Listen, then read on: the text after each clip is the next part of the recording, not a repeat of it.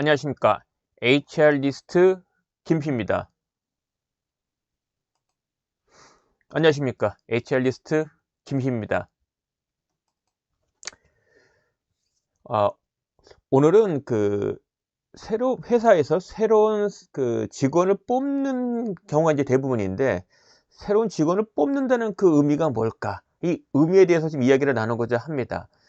최근에 최강야구 예능 프로그램인데, 최강야구 팀에 보면 이제 선수를 보강을 했단 말이에요. 그래서 새로운 선수를 보강을 하고자 했을 때 목적이 명확해요. 그죠?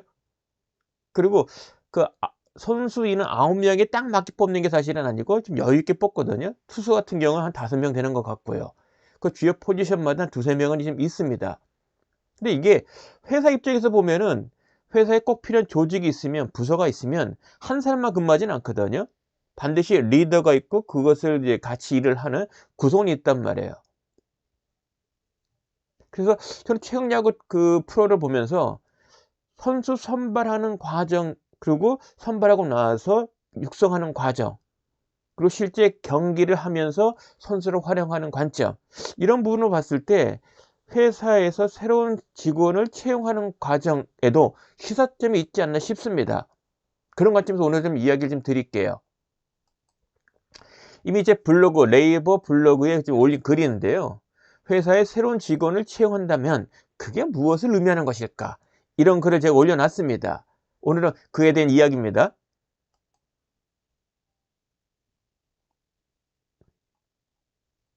자, 글을 보면서 좀 설명을 드릴게요. 회사에 새로운 직원이 채용됐다는 얘기는, 본질적으로는 회사에서 달성한 목표가 있어요. 그 목표를 달성하는 데 필요한 주요 조직들이 있다는 거죠. 그래서 실질적으로 회사 목표는 주요 조직마다 할당된 목표를 달성을 하는 거고요. 그 조직에는 그 일을 수행하기 필요한 전문적인 직무가 명확합니다. 즉, 그 직무를 수행할 수 있는 사람으로 꽉 채워져야 된다는 얘기죠. 그런 직원이 아니라면 단위 조직의 목표가 달성이 안 되는 거고, 결국 전사 목표 달성이 안 되는 겁니다. 그래서 역설적으로 새로운 직원을 채용한다는 얘기는, 회사에서 달성해야 될 목표가 있는데 이 목표를 달성하기 위한 직원이 필요하다는 거죠. 그러니까 한 사람을 더 뽑는다가 아니라 전사 목표 달성에 필요한, 각 단위 조직에 할당된 목표를 달성하는 데 필요한 직원이 필요한 거예요. 그런 관점에서 그러니까 회사에서는 사람을 채용하는 것이다. 이런 관점을 여러분이 좀 아실 필요가 있고요.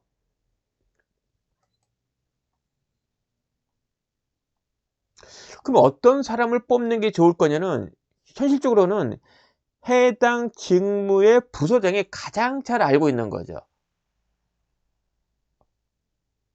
단위 조직의 목표를 달성하려다 보니 사람이 필요해. 그럼 그 사람이 수행할 일이 뭔데? 어떤 능력이 필요하지? 이 부분을 가장 잘 아는 사람은 사실 부서장이에요. 그죠? 그럼 그 근거가 뭐냐? 그게 어떤 일을, 어떤 자격을 갖고서 어떤 일을 할 건지, 어떤 기술이 필요한 건지는 모든 직무마다 이미 설정되어 있는 직무 기술서에 근거합니다. 그래서 직무 기술서를 보면은 이 일을 수행하는 데 필요한 자격 요건과 이 일을 어떻게 하는지에 대한 것이 설명이 되어 있죠. 근데 직무 기술서도 나중에 뭐 말씀드리겠습니다만은, 자격 요건에 초점을 둔 것은 직무 기술서. 근데 어떻게 일을 수행하는 거지? 일의 수행 절차, 과정에 대한, 거기에 필요한 지식과 기술에 대한 것에 초점을 둔 거라면은 통상적으로는 직무 기술서라 부르기도 합니다. 또는 뭐 직무 기술서를, 아니, 작업 명세서라 부르기도 하고요. 기술서와 명세서는 사실 좀 다른 면이 있습니다. 이 점도 지금 여러분에게 미리 말씀을 드리고요. 채용하는 과정에 있어서는 인사 부서에서 주관을 하지만, 특정한 직무를 수행하는 사람을 뽑는 과정에 있어서는 현업 부서장의 의견이 사실은 많이 반영이 돼야 되는 겁니다. 왜냐하면 실제 뽑힌 그 직원이 특정한 부서 가서 특정한 직무를 수행을 해서 그 부서의 목표 달성이 목표 달성을 해야 되거든요. 그런 것 때문에 사람 뽑는 거기 때문에 현업 부서장 입장에서는 매우 중요한 거죠. 그래서 이 점에서는 인사부서와 현업 부서장의 그 협업, 명확한 요구 조건과 구체적으로 어떤 일을 하는지, 그리고 그 사람을 뽑는 과정에 부서장의 의견도 사실 많이 개입을 해야 되는 거죠. 사실 대부분은 이런 과정을 거치긴 합니다. 근데 오늘 드릴 말씀의 포인트는 사실 이 부분이에요. 신규 입사자를 뽑을 때 순수하게 신입을 뽑을 거냐, 아니면 유경험자, 경력사원을 뽑을 거냐, 이건 매우 중요해요. 누구를 뽑을 거냐 부분에 대한 거는 현업 부서장이 가장 잘 압니다. 그래서 당장 급한 거라면은 유경험자가 필요하겠지요. 근데 지금 당장은 한 1년 정도 또는 뭐 그 이상의 시간적인 여유가 있어. 그럴 때는 신입사원을 뽑아서 육성을 하는 것이 효과적일 수 있겠죠. 그래서 이런 고민은 인사뿐만 아니라 현업 부서장이 사실은 심각하게 고민을 해야 될 요소입니다.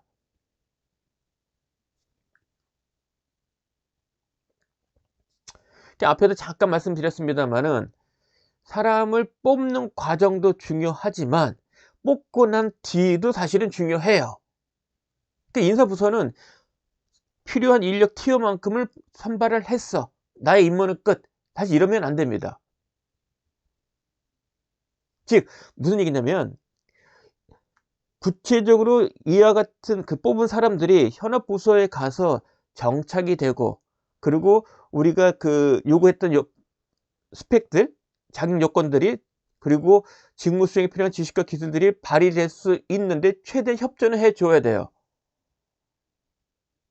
그런 측면에서는 현업부서에 채용하자마자 현업부서에 바로 보내는 게 좋은 거냐, 이런 측면을 한번 고민할 필요가 있습니다. 인사부서에서는. 근데 HRD 부서가 있다면 당연히 채용하고 나서 신규 입사자를 대상으로 하는 입문 교육을 반드시 실시할 거예요. 그런데 HRD 부서가 없어요. 그리고 HRD 전담자도 없어. 이런 경우가 사실 고민스러운 거죠. 이런 경우는 대부분 입문 교육 없이 현업 부서에 바로 배치하는 경우도 있습니다.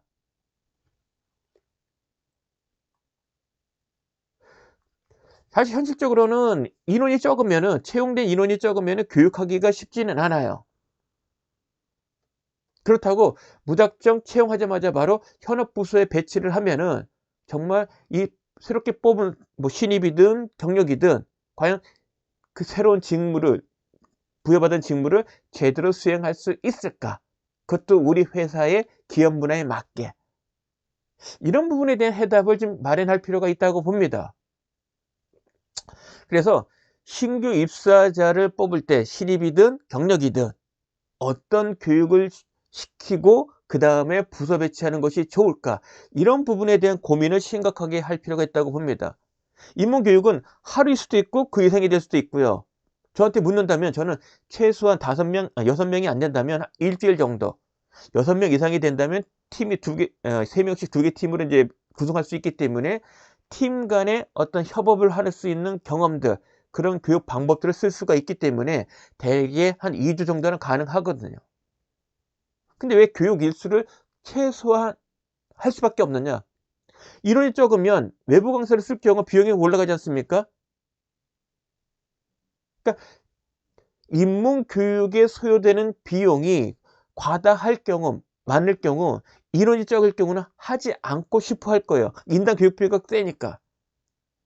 그래서 일단 현업부서에 보내고 나중에 어느 정도 충원이 되면 그때 한꺼번에 불러서 교육을 하자. 그럼 인당 교육비는 적거든요. 하지만 그럴 경우 단점은 뭐냐면 이미 수개월간 근무했던 직원을 다시 불러서 그러니까 신규 입사자 입사 시점에 필요한 입문교육을 시키는 격이 됩니다. 이럴 경우 입문교육에 과연 학습 목표는 제대로 달성이 될런지, 그리고 교육 효과는 이미 유경험자인데 몇 개월간 우리 회사에 경험을 했는데 그 교육 내용에 대한 것을 제대로 100% 수용할 수 있는지, 아니면 좀 자기만의 해석으로 왜곡해서 받아들일 수 있진 않을지, 이런 부분도 사실 고민스럽거든요. 신규 입사자를 뽑는다는 것은 단순하게 필요한 사람 티오를 채용했다, 그걸로 끝나는 게 아니라 현업에 가서 구체적으로 그 맡고 있는 일을 제대로 수행해서 조직의 그 부서의 그 조직 목표 달성에 기여하고, 궁극적으로는 전산 목표 달성에 기여하는 거죠. 그러려면 뽑자마자 바로 현업 부서에 보내는 것이 좋겠냐, 신입이든 경력이든. 만약 그렇지 않고 배치하기 전에 회사에서 필요한 인문 교육을 실시한다면, 그러면 인원이 규모가 적을 때 그리고 많을 때 어떤 내용으로 어떤 방법으로 교육을 할 것인가, 이런 마련이 필요하다는 겁니다. 그래서 힌트를 드린다면은, 저는 그 최강야구 그 예능 프로그램 보면서 느낀 게, 팀의 보강을 위해서 그 말도 안 되는 그 목표, 승률 7할이란 말이에요. 그 투수진이 약했어, 앞에 시즌에서는. 그 투수진 보강도 필요하고, 그 다음에 유능했던 유격수들이 빠져나갔단 말이에요. 아마추어 선수였는데 프로야구로 선수로 나갔어요. 그러니까 이 예능의 그 취지에 맞는 그 조건이 안 되는 거죠. 프로니까 나가야 될 거 아니에요. 그 빈자리가 생긴 거예요. 그걸 채우는 겁니다. 그럼 여기에 누굴 채울 거냐? 아마 선수 있고, 그 다음에 프로인데 은퇴한 사람도 있고, 이런 고민거리가 사실은 일반적인 회사의 신규 입사자 채용 과정과 똑같습니다. 그런 측면에서는 힌트가 좀 많이 노출되더라고요. 그 점을 여러분에게 지금 집중적으로 말씀드리려는 거예요. 자, 여러분 상상을 해보십시오. 프로야구 팀이에요. 선수를 보강을 해야 돼요. 그러면 어떤 사람을 뽑을 건지는 이미 정해진 거 아닙니까? 주요 포지션마다에 해당하는 선수를 뽑을 거 아니에요. 유격수든 아니면 외야수든 아니면 투수든 아니면 포수든 명확해요. 그럼 거기에 누구를 뽑을 거냐? 신입일 거냐? 아니면은 유경험자, 은퇴한 프로 선수를 뽑을 거냐? 그리고 신입을 뽑았더라도 사실은 테스트 하거든요. 그러니까 가성비도 따지게 되고, 그리고 우리가 그 뽑았을 때 그 예상했던 그 실력들이 있는지, 그에 따라서 일부 리그에 바로 선수로 투입될 수도 있고, 아니면은 2군에 내려가가지고 좀 육성되는 이런 시기를 거칠 수도 있고. 그러니까 뽑고 난 다음에 회사에서 정한 기준에 따라서 또 판정을 하는 거죠. 근데 포인트는 이겁니다. 신규인 경우, 근데 프로구단 같은 경우는 타구단에서 왔더라도 사실은 옮겨진 그 프로구단에서 요구되어지는 훈련을 하게 되어 있어요. 그러니까 시즌이 끝나고 나서 또는 시즌 바로 전에, 그 다음에 시즌 중간쯤에 각 주요 시점마다 전력 보강 차원에서, 역량 개발 차원에서의 훈련은 반드시 있거든요. 그것이 새롭게 영입된 선수가 많든 적든 간에. 포인트는 이겁니다. 그러면 큰 비용이 들지 않는 그런 훈련, 교육이 있다면, 새롭게 영입한 선수가 인원이 많건 적든 간에 그 같은 훈련이나 교육은 진행을 할 수 있다는 거죠. 그래서 일반 기업도 이런 측면에서 좀 접근을 해야 되지 않을까 생각이 듭니다. 자, 우리 인사 담당자 입장에서 프로그라는 입장을 한번 비교해 보세요. 과연 우리가 새로운 사람을 뽑고자 할 때 구체적으로 어떤 직무에 어떤 일을 해야 되는지, 거기에 필요한 역할과 그 스펙과 조건과, 그 다음에 구체 어떤 일을 하는지에 대한 것을 명확하게 알고 있는지, 그런 사람을 뽑았는지, 그리고 그런 사람을 과연 야구로 치면 1군에 보내는 게 좋은지 아니면 2군에서 육성을 하는 게 좋은지, 이런 고민을 사실 인사부서에 있는 사람들도 같이 해야 돼요. 뽑았는데 바로 부서 배치되면 전력화되는 것이 좀 어려울 것 같아. 그에 앞서서 일단 우리 회사의 직원으로서 최소한 알고 할 줄 아는 것들을 수행할 수 있는지, 하나 부서 가면 바로 나올 수 있는지, 그게 아니라면은 입사 후 부서 배치되기 전 요 기간에 교육이 필요하다는 거죠. 그런 교육은 마련돼야 된다. 최근에 그 기업들이 연봉이 향상됐어요, 지속적으로. 그래서 여러분 뭐 대기업의 계열사 같은 경우는 신입사원도 뭐 5천만 원 된다고 그래요. 과장급 때문에 1억 넘는다 그러고요. 근데 이 금액이면은요, 저는 그런 생각 들어요. 프로구단의 프로 선수들의 그 금액이 아닐까? 야구 같은 거는 고졸로 입사를 선수로 되면은요, 구단 간에 뭔가 합의된 게 있나 봐요. 일정한 금액을 넘지 않는답니다. 근데 그 일정한 금액이 사실은 회사에서 하는 연봉들, 대졸 신입사원들 연봉하고 큰 차이가 없어요. 그럼 역설적으로 하면은 대졸 신입사원들의 연봉은 프로 구단에 새롭게 뽑힌 선수 정도급은 된다는 거예요. 그럼 역설적으로 얘기하면은 프로라는 거죠. 프로 선수, 경기를 하는 선수급에 해당하는 연봉을 사실은 이제 받고 있는 거예요. 물론 선발되는 시점에 또는 1년차, 2년차, 3년차 때의 그 능력에 따라서 책정되는 연봉은 그 등락은 상당히 다르죠. 일반 기업하고는.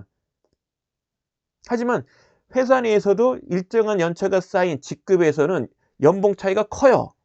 근데 그 연봉 금액이 프로 선수랑 비교했을 때 물론 적을 수도 있지만 그렇다고 아예 프로 선수 대비해서 아예 말도 안 되는 만큼 적지는 않은 것 같아요. 한번 여러분들 한번 찾아보시죠. 저는 그렇게 느껴지더라고요. 야, 이제는 특히 대기업의 계열사에 있다면은 프로 구단의 프로 선수와 거의 다를 바가 없다. 물론 일을 잘했을 때 요구하는 금액을 한정되지만. 아무튼 지금 보면은요, 취업을 원하는 신입사원들조차도 연봉을 이렇게 원한답니다. 평균적인 금액이에요. 그래서 저는 이 금액이면은 프로구단의 1년차 고졸로 바로 이제 들어오는, 또는 대학을 졸업하고 바로 들어오는 그런 신입 선수들에 있어서의 그 연봉의 이 정도 금액인 거로 제가 나름대로 알고 있습니다. 그래서 큰 차이가 이제는 없는 것 같다. 근데 일반 기업도 사실은 연차가 쌓이면 올라가죠. 그래서 매출액 기준으로 100대 기업, 매출액 규정입니다. 100대 기업은 무려 직급별로 보면은요, 부장급은 한 1억 1000에서 2000, 그 사이, 그 다음에 차장급은 1억 좀 넘고, 그 다음에 과장급은 9천에서 1억 사이, 대리급은 7,700, 한 8천 가까이 되는 거죠. 그래서 주인급 한 2, 3년 차, 3년 차에 뭐 그 정도 되겠죠. 그 정도면 한 6천대? 근데 사원급은 5천만 원대. 저는 이거 봤을 때는 프로다, 이제. 그래서 회사 입장에서 보면은 프로를 뽑는 것과 다르지 않다라고 생각이 듭니다. 그럼 그 같은 것을 요구할 거예요. 그래서 새롭게 채용되는 직원들은, 신규 입사자들은 이제 그런 마음이 필요할 것 같아요. 프로우시. 그래서 입사 후 부서 배치되기 전 프로로서, 우리 회사에 새롭게 영입된 프로로서 최소한 만약에 야구 같은 경우 야구의 구단별로 마련한 그 교육을 실시하듯이, 훈련을 실시하듯이 회사 차원에도 인원수에 상관없이 그런 훈련 또는 교육은 필요하다고 생각이 듭니다.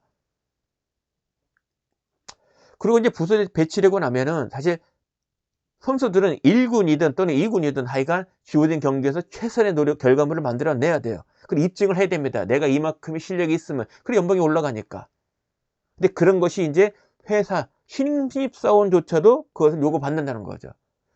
그 임금을 받았으면 거기에 맞는 결과물을 내야 되는 거죠. 회사 입장에 그러지 않겠어요? 요구하지 않겠습니까? 1, 2천도 아니고 5천 이상이 되는데. 이제 그런 시기를 맞이한 것 같다.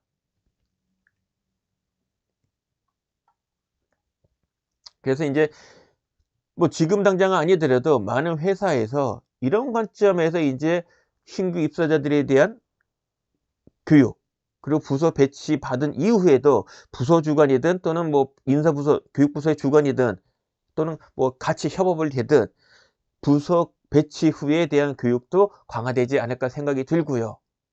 그리고 이제 신규 입사자는 신입이든 경력이든 자신에게 주어진 업무 목표에 있어서는 어떻게든지 달성을 해내야 되는 그런 입장에 이제는 놓여 있다.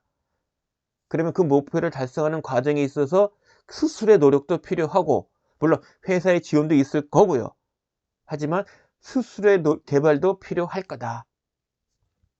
그러면 회사 입장에서는 이제 거꾸로 신규 입사자들이 물어볼 거 아닙니까? 왜 우리는 교육 안 시켜줘요? 회사에 근무하는데 필요한 게 있으면 그걸 교육시켜 주십시오라고 할 거 아니에요. 그냥 바로 부서 배치되면은 좀 뭔가 좀 황당할 수도 있지 않겠습니까? 그러니까 여러분이 이 영상 시청하신 여러분이 한번 생각해 보세요. 채용이 됐어. 근데 바로 부서 배치돼. 바로 일이 떨어져. 수용을 하래. 근데 가르쳐 주는 건 없어. 인사부서든 교육부서든 현업이든. 근데 목표는 받았으니까 결과물은 내놓으래. 당혹스럽지 않겠습니까?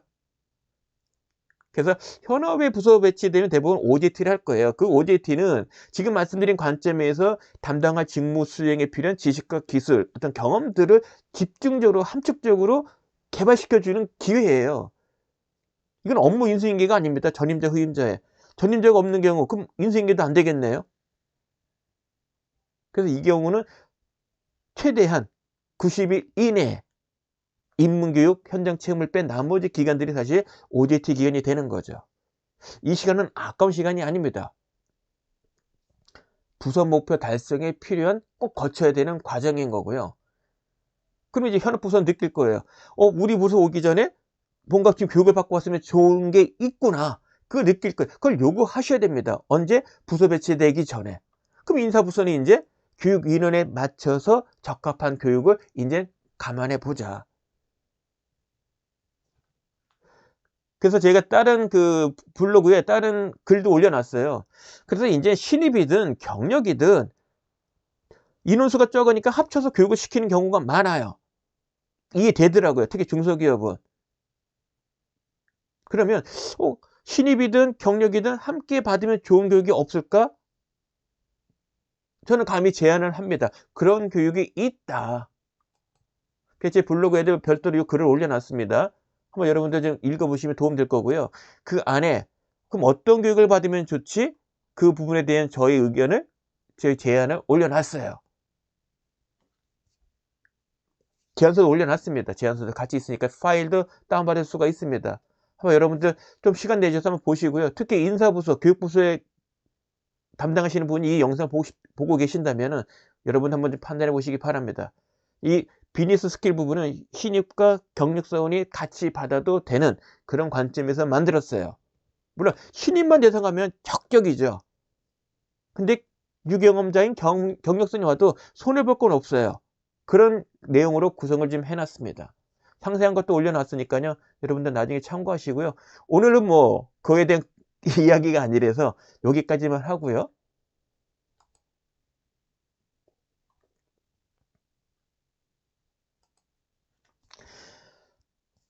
자, 오늘 동영상은 회사에서 새로운 직원을 채용을 할 때 어떤 관점에서 뽑아야 되고 어떤 관점에서 우리가 채용 시점, 그리고 부서 배치 후, 그리고 부서 배치기 되기 전에 어떤 것들을 해야 될지를 여러분에게 지금 하나의 질문을 좀 던진 겁니다. 거기에 대한 저희 생각인 거고요. 근데 최강야구 그 예능 프로그램을 보면서 느낀 거는 사람이 필요하다는 것은 명확하다는 거예요. 특정한 포지션에 어떤 능력을 갖지, 투수라면 좌완이든 우완이든, 만약에 유격수면은 수비든 아니면은 뭐 타격이든, 포수도 마찬가지더라고요. 타격에 강한, 그러니까 포수인데 타격도 갖춰야 되느냐 말아야 되느냐 이런 부분도 조건이 되더라고요. 즉 새로운 사람을 뽑는다면 요구사항이 명확하다는 거죠. 무엇을 해야 되고 어떤 자격이 필요한지. 그런 관점에서 채용이 필요할 거고요. 그리고 모든 그 프로구단들이 새로운 시즌을 하기 전에 새로 영입된 신입이든 뭐 타구단에서 온 사람이든 대상으로 해서 전 선수 대상으로 교육을 한다는 거죠. 그러니까 새로운 시즌을 하기 전에. 그러면 새로운 사람을 뽑았어. 그럼 새로운 직무를 수행하기 전에 뭔가 필요한 거 아니겠습니까? 직무를 맡아서 하는 교육은 OJT예요. 이건 별개 교육이에요. 하지만 직무를 수행하기 이전에 그런 교육이 필요 없냐? 그건 아니라는 거죠. 그런 고민을 한번 해보자. 채용 후, 부서 배치되기 전 요 단계 시점에 있어서 우리 한번 고민해보자. 근데 그 힌트가 최강야구 프로를 보다 보니까 보이더라는 거죠. 여러분들 보세요. 자, 오늘의 영상은 여기까지입니다. 고맙습니다.